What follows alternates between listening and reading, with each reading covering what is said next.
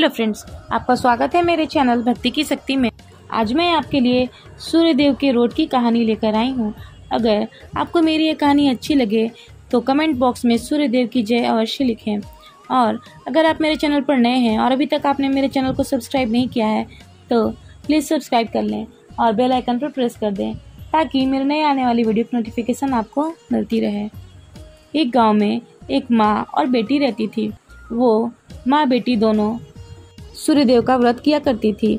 एक बार सूर्यदेव के व्रत वाले दिन माँ ने बेटी से कहा कि बेटी, मैं पानी लाने जा रही हूँ, तुम 2 रोट बनाकर रख लेना, एक छोटा और एक बड़ा रोट बनाना जो हम पूरा खा सकें, क्योंकि रोट को जूठा नहीं छोड़ते हैं। रोट के आटे में नमक नहीं डालना, यह अनूना होता है। ऐसा कहकर माँ पानी भरने चली जाती है और बेटी रोट बनाने लगती है। तभी सूर्यदेव एक साधु बाबा का वेश बनाकर वहाँ आ जाते हैं और भिक्षा मांगने लगते हैं। तब लड़की बोली, मेरी माँ का रोट तो बन गया है पर मेरा रोट अभी नहीं बना है। मैं अपना रोट बना रही हूँ। जब मेरा रोट बन जाएगा तो मैं उसमें से आधा आपको दे दूँगी। तब उस साधु बाबा ने कहा, जो रोट बन चुका है उसी में से दे दो, नहीं तो मैं जा रहा हूँ। लड़की ने माँ की रोट में से एक टुकड़ा तोड़कर उन साधु बाबा को दे दिया।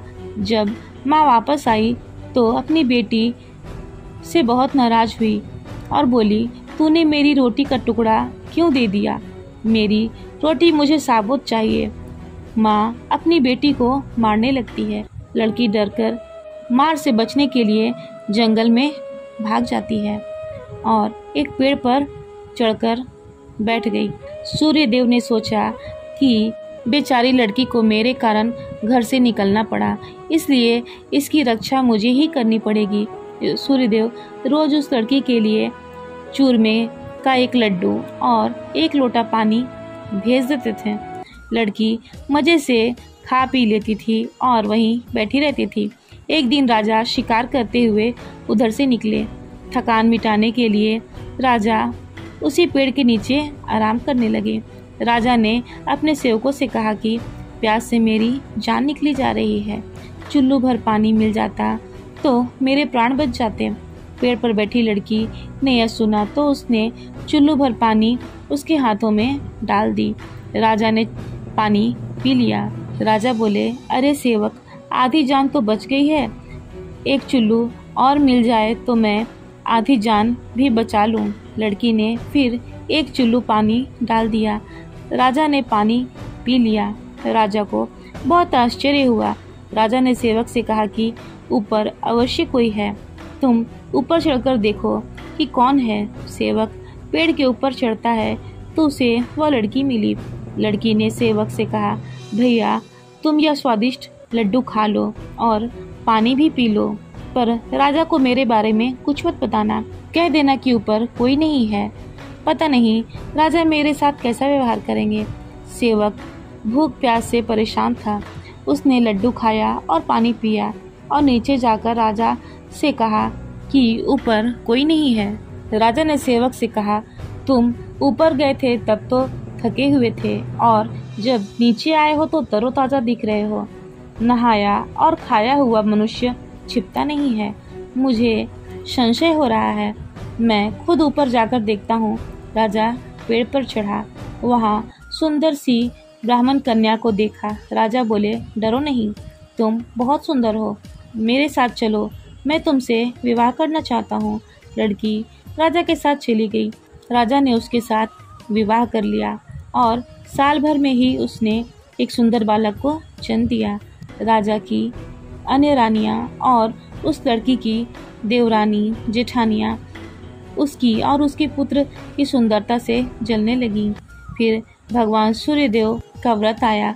उस लड़की ने व्रत के लिए रोट बनाया। दूसरी रानियों ने राजा से कहा कि तुम्हारी नई रानी को तो रोट बनाना आता ही नहीं है, उसका बनाया हुआ रोट खाओगे तो पेट दुखेगा, रानी खाएगी तो कुंवर सा का पेट दुखेगा। नई रानी ने यह सब बात सुन ली और उसने रोट को थाली के नीचे छुपा लिया और सूर्यदेव से सहायता के लिए प्रार्थना करने लगी। राजा ने जब पूछा कि थाली के नीचे क्या है, तो छोटी रानी ने उत्तर दिया, मेरे गरीब पीहर से आया हुआ उपहार है।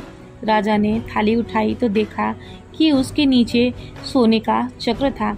राजा बोले, वाह, गरीब पीहर वालों का ऐसा उपहार। नई रानी चुप रही। एक दिन रानी खिड़की में खड़ी थी, तभी उसे उसकी माँ दिखाई दी, जो दरिद्र अवस्था में थी।